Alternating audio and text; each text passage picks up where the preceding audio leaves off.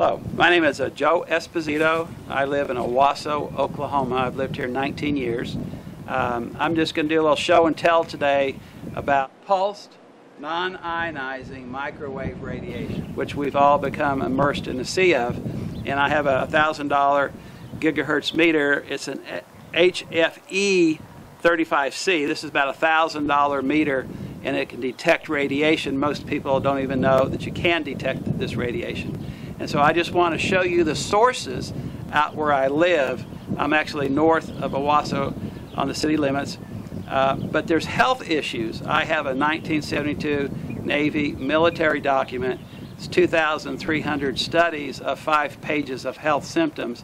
And since people have never been told this, I think it would be wise to help people understand what's happening to them physiologically when they're being exposed to these multi-sources of radiation, including a smart meter.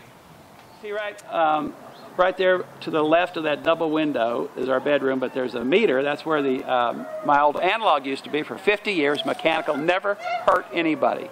And so then they came and put a smart meter on my home, a digital. You can see the difference. An analog has 5 displays, like little clocks and a horizontal wheel, and digital has just got a pulsing meter. And it was hurting me, and I learned about it.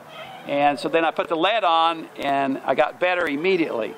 And so I said, okay, I talked to, emailed Stuart Solomon, certified letters, 4 or 5 of them. He ignored all of them, and he wouldn't do anything. So I went to the city of Tulsa, got a permit to take the meter off from a smart to an analog. I bought the analog, and we had a certified electrician. We had the city of Tulsa come out, and the inspector inspected. Everything was okay. There's a green sticker on it. You might be able to still see it over there, and the permit number on it.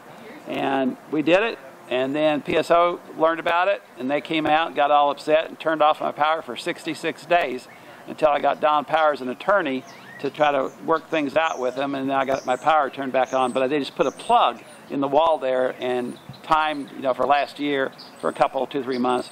And then we went to court. The judge said, no, if you're going to want power, you can put it out on the end of your property out there. So that's 90-some feet away, right to the right of that telephone pole. I paid $1,100 to get that meter put out there. But it's better than being on the house, and so my wife and daughter could go through the winter with some power. I probably would have chose not to do that, but I had to stay married, I think. So, that's what we did. And so right now, that's what we have is a smart meter out. That's a huge source of radiation. So now you throw on top of that a hospital radiating us, and we've got a cell tower radiating us.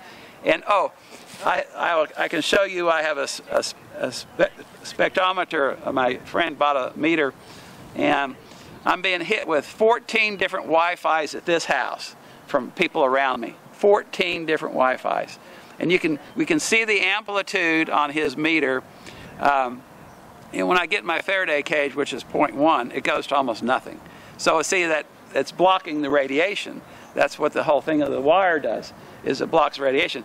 So I'm trying to give you, I'm sorry, I tried to give you a quick thumbnail of multi-sources of microwave radiation that we're all being radiated with, that all has health symptoms, all of it does.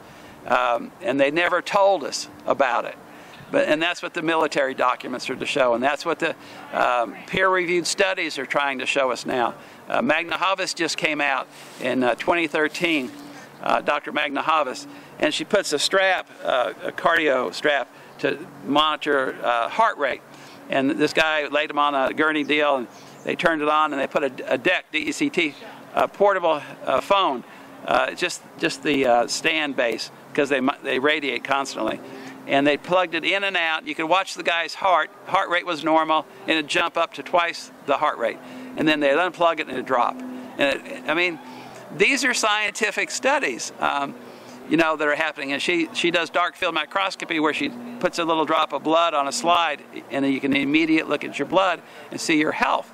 Well, it shows low levels of electromagnetic radiation, and then it shows after, I think she was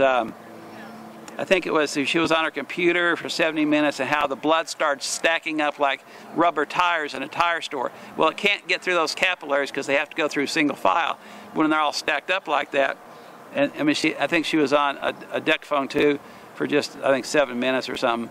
and it showed the same thing. So there's physiological damage that's taking place with all this, but they don't want to let you know about it because it's going to hamper profits. That's a big thing here. The telecommunications people are so huge. You need to watch Take Back Your Power, that DVD. And there's a lady from France called Nancy, I think it's Demeritis. I don't probably pronounce that right because I'm not French. But she has a film just came out, an hour and 32 minutes, called Microwaves, Science, and Lies.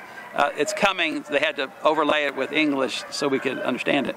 And so it's coming. That's a whole nother thing that we're going to, Lord willing, take to the state legislature to show them. But the information just keeps building, and they keep trying to suppress it. But why I'm here today is to show you all the different things. I mean, there's a lot out there, but this is just to try to help you understand that you're being affected by it, but no one's ever told you about it, but there's health issues with it all.